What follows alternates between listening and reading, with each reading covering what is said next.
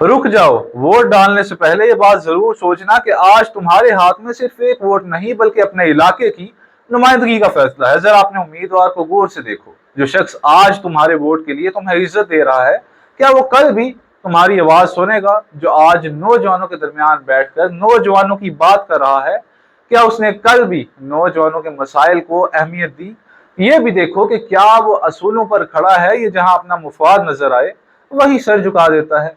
क्या वो ताकतवर लोगों के सामने सिर्फ जी जी करने वाला शख्स है, या अवाम के हक की बात करने का हौसला भी रखता है? क्योंकि सियासत सिर्फ तस्वीरों, नारों, झंडों और जलसों का ही नाम नहीं, बल्कि असल सियासत तो किरदार से पहचानी जाती है। सिर्फ पार्टी मत देखो, नारा सुनो, मगर सिर्फ नारे पर फैसला मत करो।